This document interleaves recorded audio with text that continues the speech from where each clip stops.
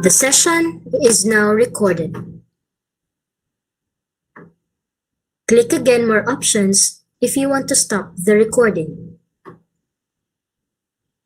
The recorded video will be sent to your email and is saved in your Google Drive.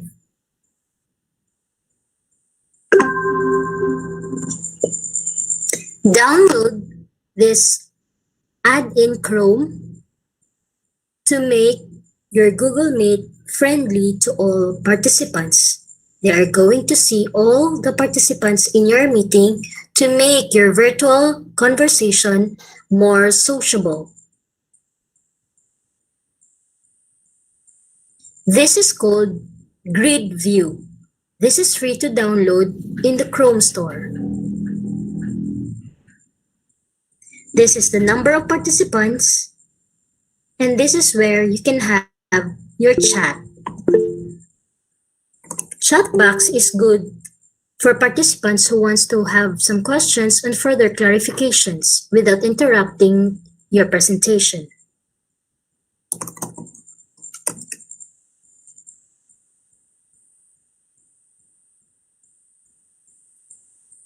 After the call, click Leave Call. You have the option to rejoin the meeting or return to home screen. Okay, so that's a quick tour on your dashboard. Later on, I will journey with you as we do it real time, okay? So for now, I'm just showing you some tutorial videos for you to as well to have a glimpse before our virtual hands-on. Next up is when do you schedule or how can you schedule a video conference with Google Meet ahead of time? So first thing is you go to calendar.google.com. And then in that calendar, you click in create. And then the name of your meeting or your session or your training using Google Meet. So in this case, I make use of meeting with the team. So it's just a sample, okay? Meeting with the RO team. And then I click on the date. So you can adjust the date to your desired event. And then the time as well. You can choose there. So basically, this is scheduling Google Meet ahead of time. It's also courteous if we look at the time schedule para your invited guests will know that how many hours is this session. And then that one, I already added guest. In this case, I added Sir Raymond Antolo to be the guest. And I think one more, Sir Ramon. Okay, as part of the online session. And you click in there, Google Meet. Okay, so as they will know that the meeting will be in Google Meet. All right. And then there's also an option to have it live stream. Now, live stream is only available if you are in a education package. You can ask your IT officer on what kind of account you currently have. So if you are on education package po, then you can basically live stream your Google Meet. So yung live stream po niya is you can just copy po the link and then post it in your site. So that's how you will schedule a video conference with Google Meet ahead of time. What if there's an impromptu meeting and then you want it via Google Meet? So it's very easy. You just go directly to meet.google.com. And then you click on join or start the meeting. You name the meeting. Okay, so in this case, meeting with HRDD team. And then you click on continue. So joining and starting is just basically the same in the language of Google Meet. So here, the camera is starting. And then you can click on join now. So first thing is kayo lang po muna doon kasi impromptu na.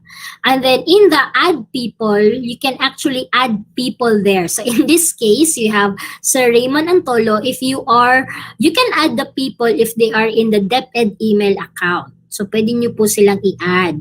So later po, gagawin natin yung exercise. Alright? So paano naman pag via link? Yung ginawa natin kanina, it's via link. So yung link po is diretso lang po yung kopyahin. So same dynamics, no? You name the meeting, And then, after naming po the meeting, in this case, the name of the meeting is Meeting with Program Holders. Okay, you click in Continue. Okay, then after that one, is that the link is automatically po given to you by Google. Hindi po ikaw ang gagawa ng link.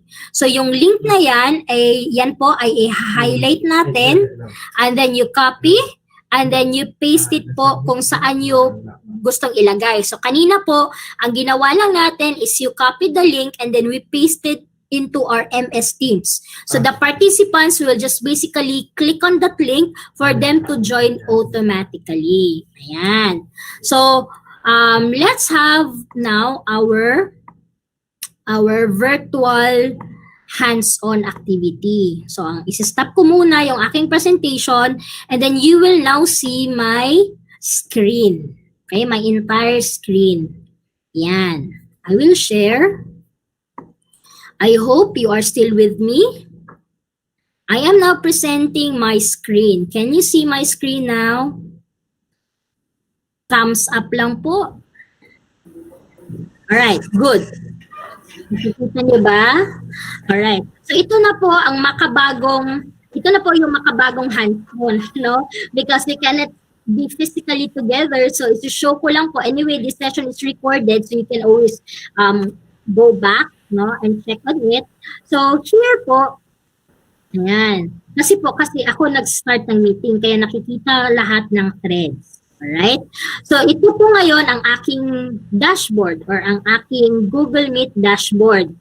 So first thing, yung kanina, I think ang common yung reaction, Mary, paano mo nakikita lahat? Especially if naka-video kayo, no, maganda talaga kasi example, our policy, SDS policy in Google Meet is on talaga yung video, making sure na andun pa yun, may kausap ka pa. Okay? So right now, hindi ko po alam if nandyan pa ba kayo o wala na, pero maganda po sana na i-on natin yung ating video para po maging social interaction naman. Okay? So ito po ang ating dashboard. So Mary, paano nangyari na ang dami-dami mong nakikita sa screen? So ito po ang ginamit ko, grid view. Okay, nakikita nyo ba yung grid view? This is called grid view. So there, when you click on the grid view, pwede pong yung specific na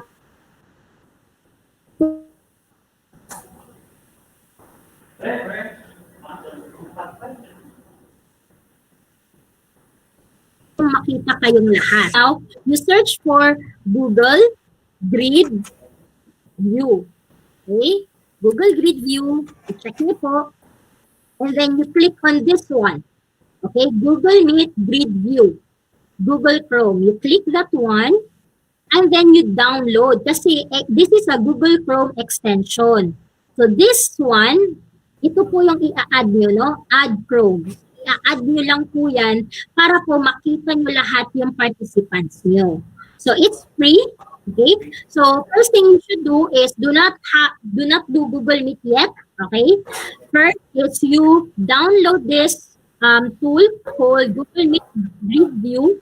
You add that, and after installing po, pwede nyo na po kayong mag-start ng inyong Google Meet. Right? Para makita nyo po lahat. Alright, next thing that I will demo with you is the people. So ito po yung mga participants natin. Okay, you can see that on my screen. Now Mary, what if merong alien? Okay, or hindi kasama sa aming session? Can you pick a person? So in this case, this is my dummy account. Okay, pag nasabing, uy, parang hindi yan siya kasama. Okay, si Mary Sheras, hindi siya kasama. So you can just actually remove the person. Okay, so you click the name of the endangered species and then you click on remove, okay, para i-pick out siya, like that, and then you can just remove the person if hindi naman po siya kasama sa meeting. Okay, so that's how you do remove function. And then we have the chat. Okay, chat box. So, dito po yung mga chat. So, basic lang po sana sa training is gawin natin yung chat box for clarifications, questions, para naman maging mas productive yung chat. Hindi po yung, oy, unsi usudan diha, uy, saba kang iro. Ayun ang inana kay. Again, that even the chat messages are being recorded. So, it will also come in handy for the recorder of the meeting or the person who will make minutes of the meeting if our chat are all about our training sessions. Okay? So, pwede din niyang maging training norm yun. So, that is basically for people and then for chat feature. Another feature as what I shared with you, so ayan ha, nakagamit na kayo ng grid view, is this one. So, Mary, how can we share the link? Okay. So, yung link po, nakikita niyo po sa screen, Helen left the meeting. So, ito po yung link. Yan. Yan, hinighlight ko yung HTTPS hanggang JMF. So, good practice po na i-copy nyo yan. Okay, you right-click and then you copy. And then you send it to your example group chat or your website or your in the case of Region 10 doon sa MS Teams natin nilagay para po mag-click na lang ang participant. Automatic na po siya maka-join if ang gamit niya ay Google account ng DepEd. No, automatic. Pero pag hindi po, they will ask your permission to accept or decline. Okay? So, yun po lang yung kagandahan ng Google Meet. Others naman po, ang binibigay lang ay code. Itong last letters. The danger of just giving the code is baka po mamali ng encode. 'Di ba? Kasi nga mga small letters siya. So medyo may very sensitive po. So ang safe and best practice po is to copy the entire link and you give it to your participants. So kasi po, tinanay din namin before, ang binibigay ko lang po is yung code. So marami pong hindi nakapasok or feeling nga mag-isa lang siya sa virtual meeting kasi nga mali yung code. So ang best practice po is to copy the entire link and give it to your participants. All right? So that is all about the details. Next, paano po mag-mute ng isang meeting? So ito po yon. Okay, this is the microphone the microphone icon that you can click for mute. Second po is when you turn off your camera, ito po yung icon na yon. You turn on the camera or you turn off the camera. Then after the meeting po, you just click end call. Okay? Huwag na lang, baka ba-end ko po yung call nyo. Next, to make your meetings more inclusive. Okay? What do you mean by being inclusive? What if we have teacher participants or participants who are deaf? Diba? Who are deaf. But still, they are part of your session. So, meron po tayong tinatawag na turn on caption. But this feature only works if we speak in English. Hindi niya po naintindihan ang Filipino. Hindi niya po naintindihan ang Bisaya. Alright? So, let's give it a try. You turn on captions. Okay? Hello, everyone. Welcome to our Google Meet orientation. Yan. Sorry, it's real time. Okay? So, you can make use of this feature if you want to make your meeting inclusive. So, it's friendly for those participants who are deaf or hard of hearing. Okay, hard of hearing. All right. So, now let's turn off that caption. Okay, so again, pwede nyo po yan, no? Pwede nyo po yan gamitin. Now, Mary, how is it possible that you're able to present? So you can just click this present now button. For now, hindi ko po siya i-click, baka po kasi mawala kayo. So you can click that and then you have 3 options, all right? The first option is you can share your screen. This is what I'm doing right now. Whatever is in your screen, the participants can see, okay? So, since I am having a virtual demo, I am sharing my entire screen. Second, you can share a Chrome tab. When you speak of sharing of a Chrome tab, pwede nyo pong i-share yung YouTube, yung whatever online activities that you do. So, pwede po yan sa Google Meet. And then lastly, share a window.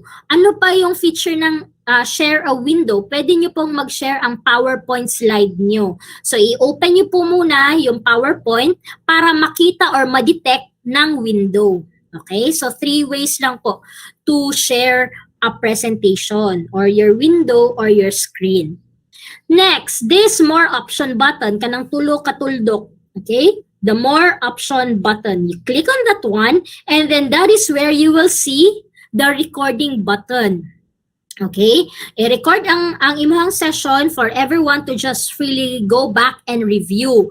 Now, in this case, I am recording but I ask your permission. So, it is a must that you seek permission to your participants before recording. And then, if you're done recording na po, you just click on stop recording. And then, as what I've mentioned, automatic na po siyang nasisend sa inyong email ang link ng inyong recorded video. So, Mary, saan siya nasisave? Doon po sa inyong Google Drive.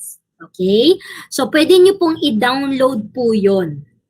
And then, you can do change layout, pero hindi na po kailangan kasi nga naka-grid view na kayo, di ba?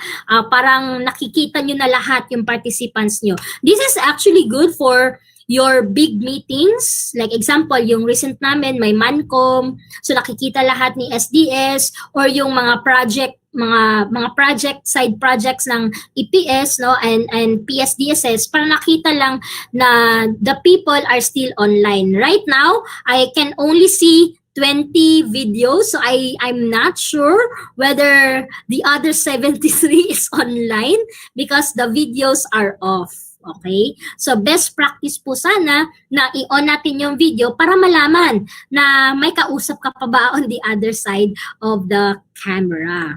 Okay? You can do full screen. I will not do full screen na lang para makita nyo din yung mga tabs na ginagamit ko. And then, again, turn on captions. We cannot make use a phone for audio kasi wala po tayo sa US. US feature po to and Canada. Alright? So, ganun lang po talaga ang Google Meet. It's very friendly, it's easy to access, and all you need for a video conferencing tool is just there for Google Meet. Right now, i-show ko din sa inyo yung classroom screen na ginamit natin kanina. Okay? This is not Google product but you can use this for your trainings. So, ang dami po niyang mga tools that you can use. And of course, you can share in Google Meet your Mentimeter. Okay? So, mamaya na po yan. Right now po, do we have questions? Basically, tapos na po ako sa ating session. Mabilis lang po talaga at madali ang gamitin ang Google Meet. Do you have questions po? You can make use of our chat box there for your questions and queries. Bali, I think Sir Dave is already online.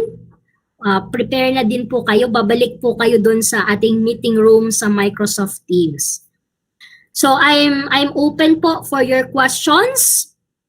And then, can we go to Mentimeter as well? Can we go to Minty app, minty.com, and use the code 712584. Okay, thank you, Ma'am Shambe. Okay po.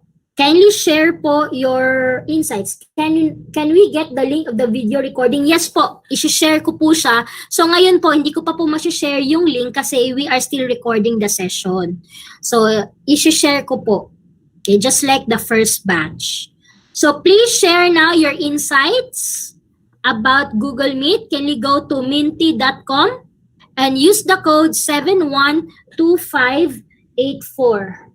Other than the code, do you think? Okay, ha? Yes po. Mamere. Yes po. Good morning. May clarification lang po ako. As presenter, is there a way na makikita mo yung kasi na-try ko, nag-present ako ng PowerPoint. Screen ko lang yung nakikita ko, hindi ko alam yung parang very awkward kasi nagtatanong ka pa kung narinig niyo ba ako. Is there a way na makikita mo yung mga participants? For this feature, ang ginagawa namin is first thing, hindi mo talaga makikita yung mga yung other participants when you start presenting, no? Yan lang po yung weird part doon. But ang ginagawa naman minsan is that pwede niyo pong, I think you can see on my screen, like minimize na lang po namin yung slide presentation para we can still have a glance. Yan. Okay. So, i-minimize lang. Minimize nyo na lang po.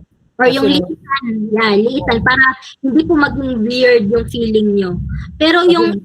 Yes po, Sir Kasi Audie. ma'am, nung nag-mancom kami, nag-present ako ng presentation ko sa PowerPoint. Hindi ko alam na wala na pala ako ng 5 minutes na yung 3 minutes na yung talk ko. Wala na pala ako wala na akong internet. Tinawagan na lang ako, in-inform na Udi, wala ka na sa ere. Oo. So, pwede po, Sir Audie, na yung gawin natin yung grid view. Yung grid view po kasi may feature po siyang pin. Ito, naka-pin. So, example, my presentation now is on pin. Diba? Naka-pin siya. So, that means yan po ang malaking portion ng screen. Okay, nakikita niyo po yan on my screen. So, ang pinipin ko po ngayon ay ang aking screen. Okay? Yan. So, in the people column, meron pong option ng pin. Pwede nyo pong i-click yung pin para kayo po yung highlight. So, kahit po walang grid view yung other participants, yung presentation nyo po ang nakikita. Okay? Yan po yung other feature ng pin. Okay? Sa Okay. people po. Maraming salamat, Ma'am Mary. Sure, Sir Audie.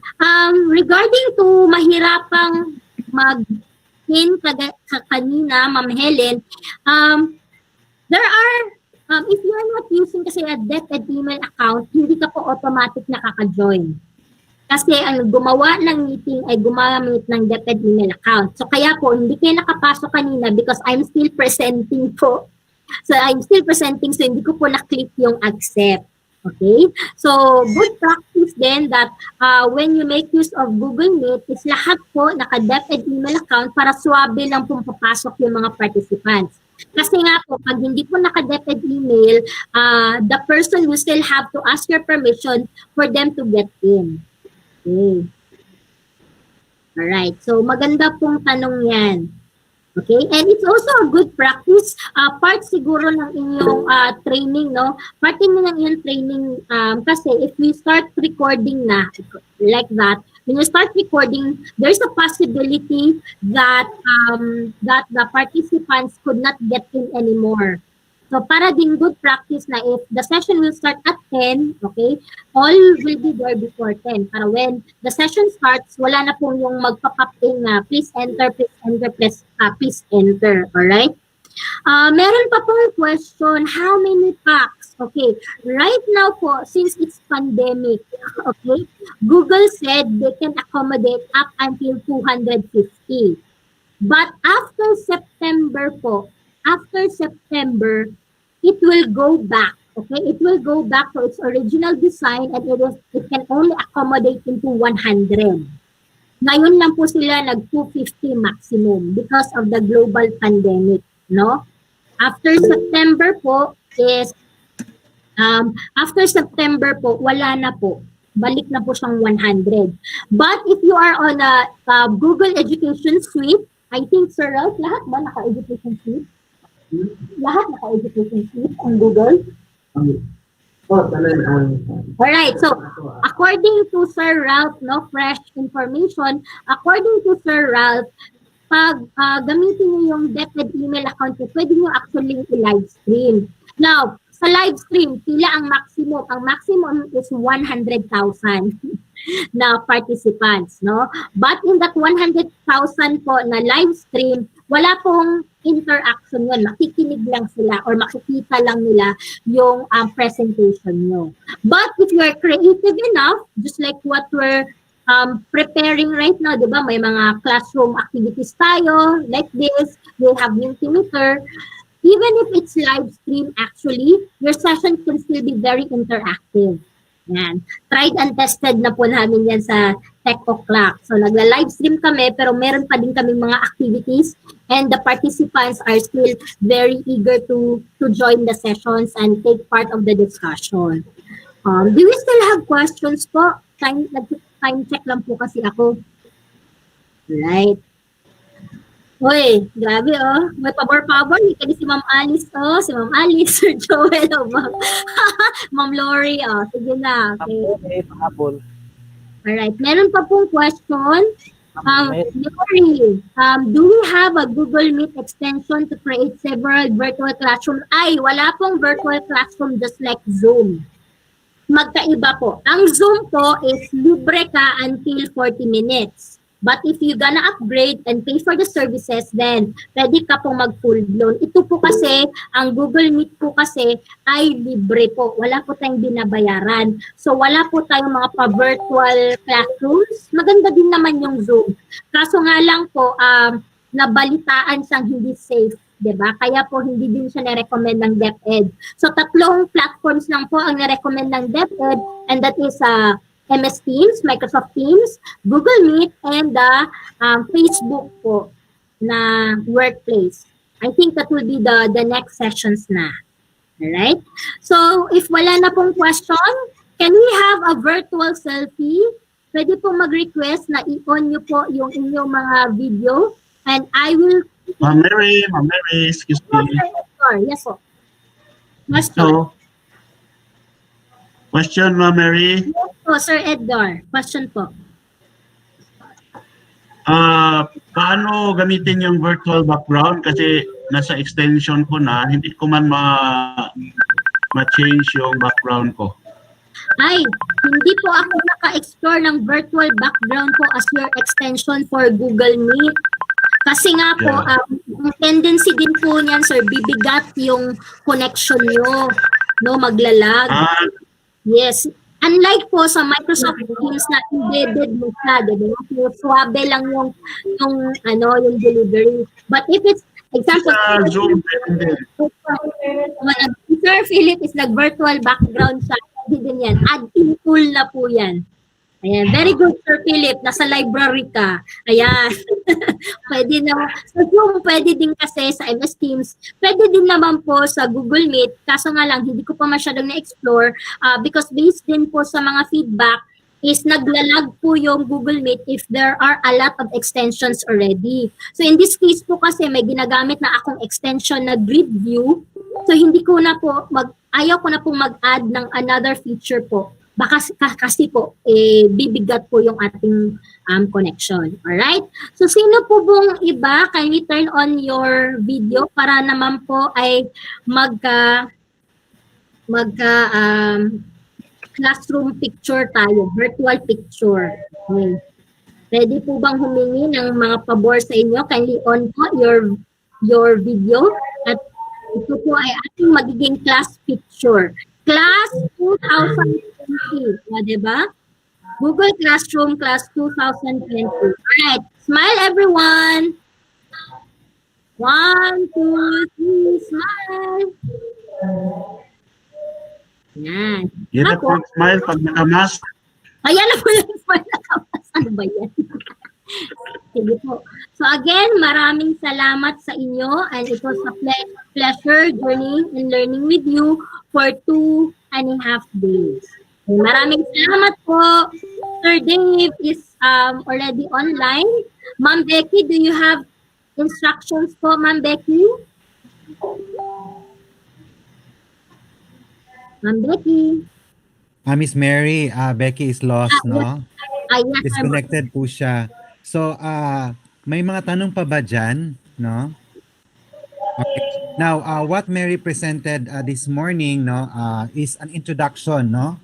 So, meron tayong mga IT officers sa division. So, siguro for enhancement, coaching, and mentoring, you can tap them para madagdagan yung ating learnings on how to use the Google Meet, no? So, as I said, ginagawa ni Miss Mary is an introduction of what Google Meet all about, no? So, yun po. So, I think Mr. Nathan is on the line already.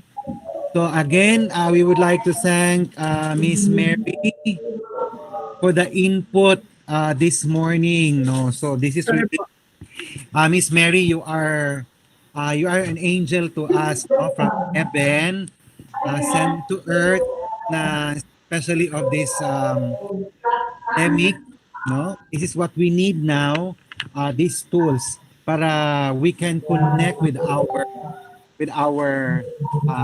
clients, especially our teachers. So we have the same certificate to be given to our resource speaker, Miss Mary Anthony Sheras. Thank Uh, you po. Ganun pa rin text niya, no? So mamaya na lang po. So again, thank you very much, Mary, for your time, your Anytime, expertise. anytime As I po. said, Anytime. you are For an tips and angel suggestions. sent to us. A round of Sana applause to Miss Mary, sana nga po, sana nga everyone. po. Right? So, we hope We that we have will a our Google meron Meet. tayong gem ng Region 10. For your information, tayo po, sinabi ng taga NEAP, tayo po ang nauna sa pagbigay ng training para sa online learning. So, congrats to us, congrats to Region 10. Tayo Congrats kasi to our tayo ang team. nauuna dito, no? Sinasabi yan ng taga NEAP. Okay, so I guess the next speaker is very ready, Mr. Dave Tan. Pwede ba tayong mag-transfer sa Microsoft, no? Okay, So, transfer na po. Can we move now to the Microsoft, the platform that we use for the past, for the yesterday and the other day? Yes po. So, can we end now the call? So, as you can now go to your next classroom. Okay, marami pong salamat. Bye-bye po. Congrats, Miss Mary. Thank Bye-bye. you po. Bye-bye po. End the call now po. Maraming salamat. Kasi discuss ni Sir Dave. Teams. Ah, Mm, wala ito na po ni ang teams, no? wala. Later, later,